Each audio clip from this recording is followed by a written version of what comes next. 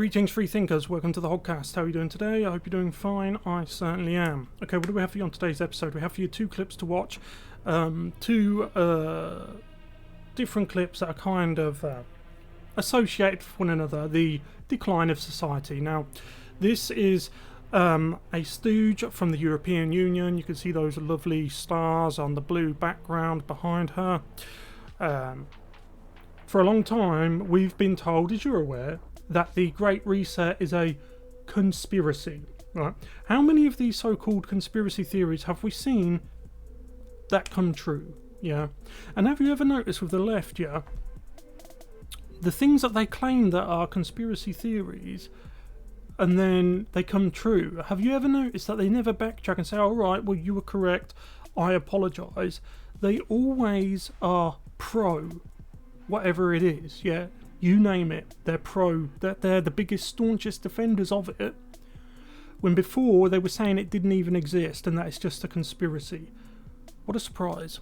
So, I hope this puts it to bed, okay, because this stooge for the EU will, as you will hear, explain that a variety of things have to happen in order for the Great Reset to happen, okay, and it's a lot of stuff that should concern you, as you're about to hear from what she's got to say. And the second clip is we have eco-warriors are now attacking petrol stations. What gets me, and bearing in mind, the likes of Extinction Rebellion are paid. They're paid protesters. I did a video on that. It's probably one of my first videos. A few years ago, I did a video on that.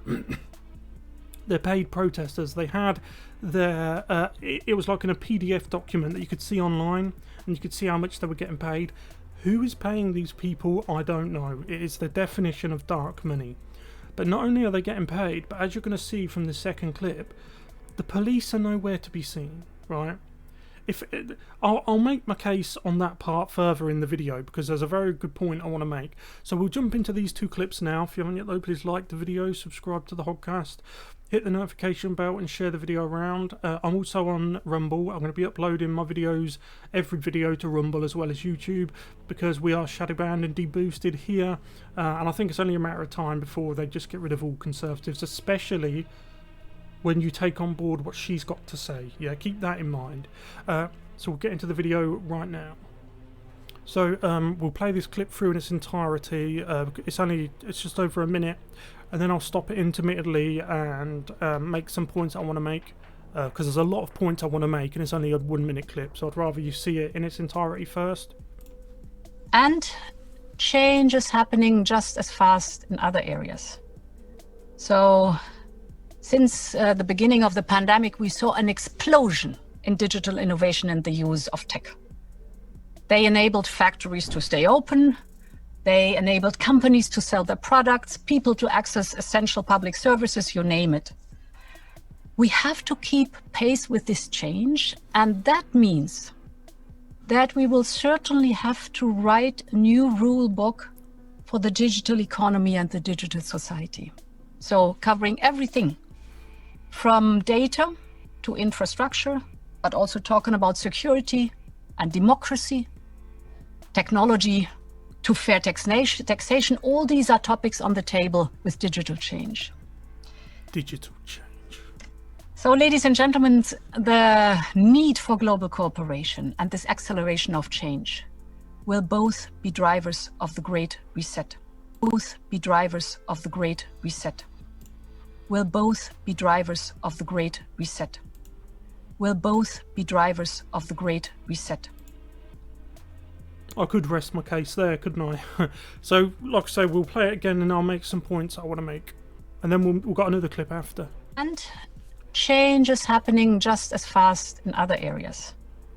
So, since the beginning of the pandemic, we saw an explosion in digital innovation and the use of tech. What a coincidence. They enabled factories to stay open. They enabled companies to sell their products, people to access essential public services, you name it. We have to keep pace with this change, and that means that we will certainly have to write a new rule book for the digital economy and the digital society. So they're telling you because of the coup that suddenly, and remember, like, you being out and about in the street, me being out and about, everyone living their lives, did it really feel like the Black Plague, right?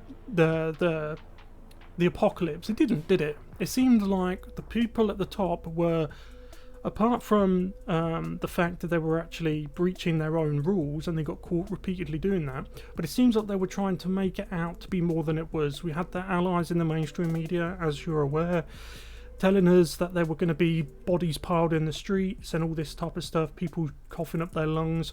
It never happened. Even the hospitals got in it. They were marking down everyone as COVID to try and boost the numbers to scare people more. It didn't work. So these are the same people now who are still trying to tell you that things are so bad that we need to create, in her own words, a new rule book.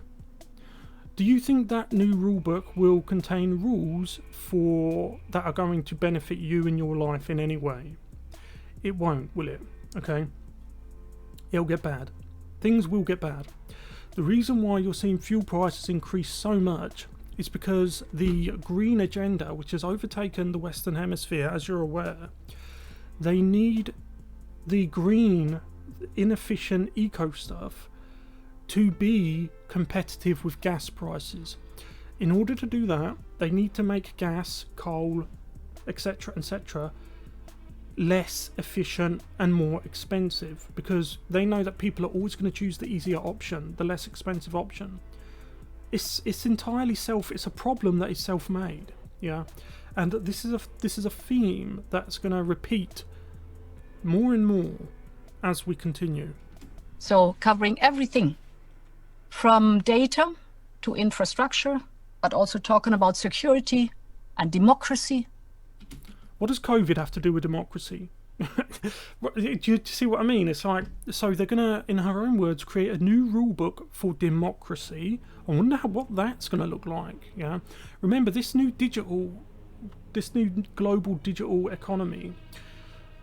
With it being digital, it can be controlled and manipulated. And who do you think's going to be doing that? It's going to be them, isn't it?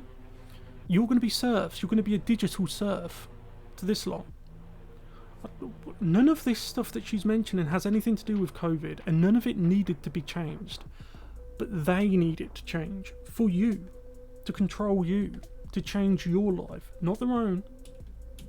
Technology to fair taxation, all these are topics on the table with digital change.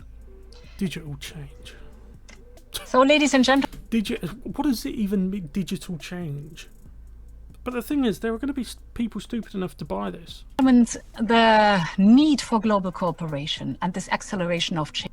When she says global cooperation, what she means is globalism. Yeah, I'm surprised there are people now that just can't see it. It is an attempt to create a one world government. Yeah.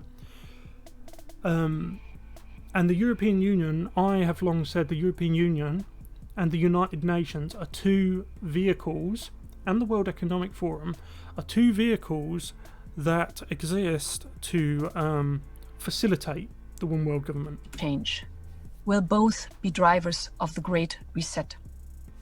And I see this. Did you hear that? As an unprecedented. Gentlemen, the need for global cooperation and this acceleration of change will both be drivers of the Great Reset. Will both be drivers of the Great Reset. Will both be drivers of the Great Reset. Will both be drivers of the Great Reset. They will be drivers of the Great Reset. And the left, who claimed that it was just a conspiracy theory, shock horror, they're all for it. They're all for it. Oh, it's just a conspiracy theory. And then when it comes true, they're like, yeah, it's such a good idea. What a shock. Anyway, let's move on to the next clip. Okay, and the next clip here is from a garage station in England. This is where Extinction Rebellion do most of their stuff, and the other affiliate groups.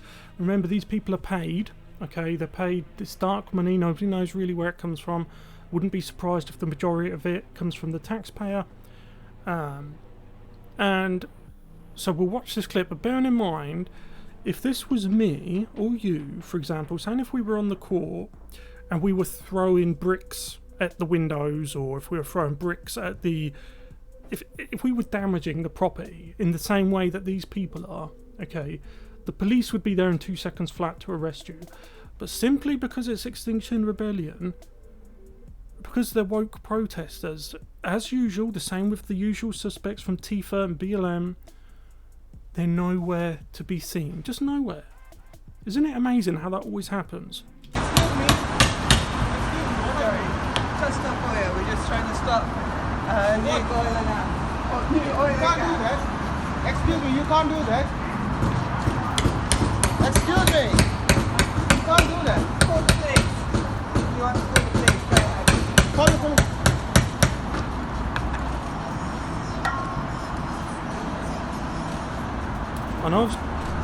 I know I've said it once, I'll say it again. These people are paid mostly through taxpayer money, not directly, of course, but indirectly through shadowy agencies. Police, nowhere to be seen.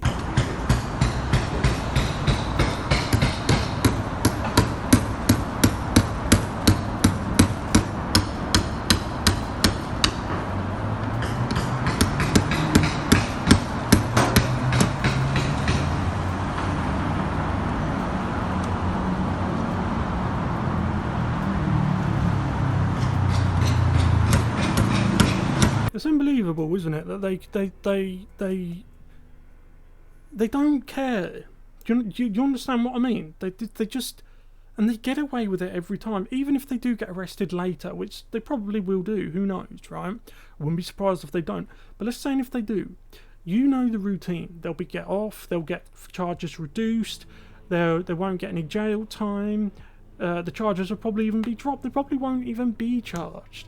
Somebody at the top will probably cool down below, if you know what I mean, the top of the government, I'm talking, the shadowy wings of government, and I'll say, hey, knock this on its head.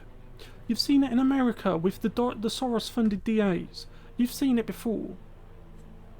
Unbelievable, isn't it? That they can just do it, and they do it all the time. They block roads, they do all kinds of things, and they are never held accountable, ever. Yeah?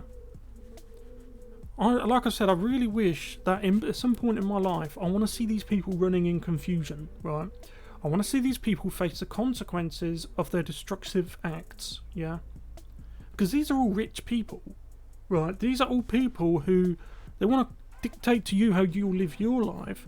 They'll just go and do the opposite. I wouldn't be surprised if they turned up here in cars, only to destroy a random petrol station. I mean, what are you achieving?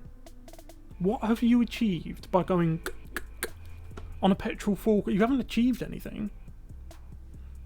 And these are the educated people, yeah?